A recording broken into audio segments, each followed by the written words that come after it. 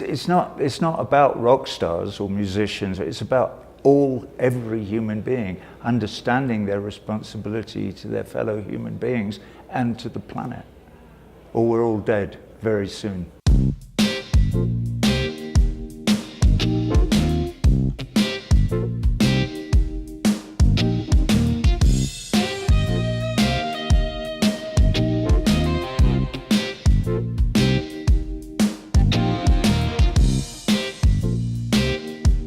What would I do? I'm 75 years old. Also, I've learned during those 75 years that the thing that brings me the most joy is exchanging love with other people. Being with these people out here today brings me joy. Being with them yesterday brought me joy. The planet is dying.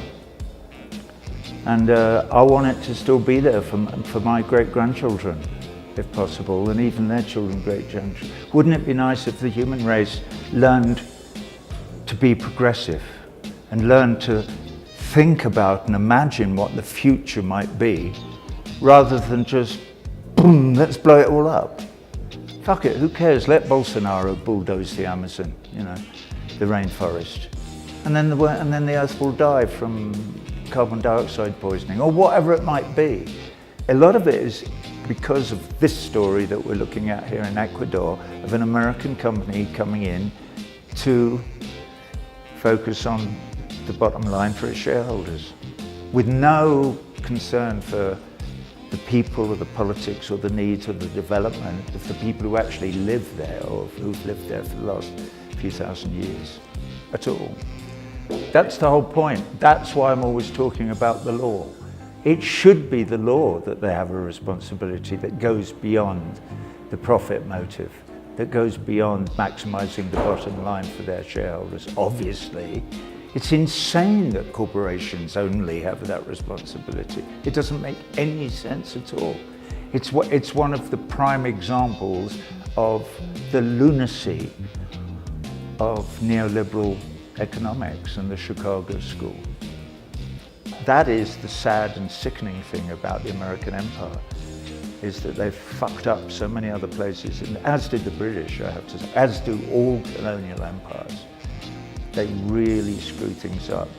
They don't help anybody to progress or go anywhere. They only hinder the potential the human race has to develop in a progressive way. They're just disgusting, and it's disgusting in every way. The idea, and that we worship the accumulation of wealth has been great. It's like in the show that I do where there's that line where Trump is talking about himself. He goes, "The great thing about me is I'm rich." You prick, But he's really, he's obviously insane, and also really, really dumb. And emotionally a cripple. He's completely crippled emotionally. But he really believes that being rich is really great. And they sell that idea to people. We know, of course, that being rich is not great and it doesn't make you happy. What makes you happy is communicating with other human beings and helping them if you can, and letting them help you.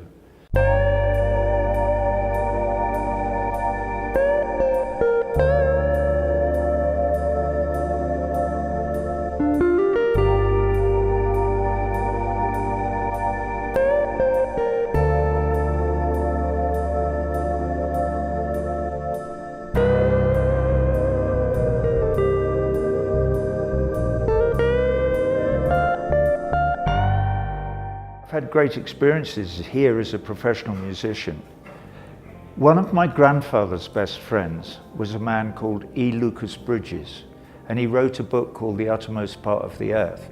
He was one of the first Europeans to visit Tierra del Fuego, and it's a beautiful book that he wrote. So, and I didn't read it, but I looked through it when I was a little kid, and then I stuck a penknife in it. So my mother had to buy another edition to give to my grandfather, and we had that book at home always. And then I read it. So there's something about the exploration, the idea of meeting other people, and so I don't know why there's a fascination. I know the music, the audiences in South America are just different than they are anywhere else in the world. They're more receptive. So that brings joy too. It's all about joy.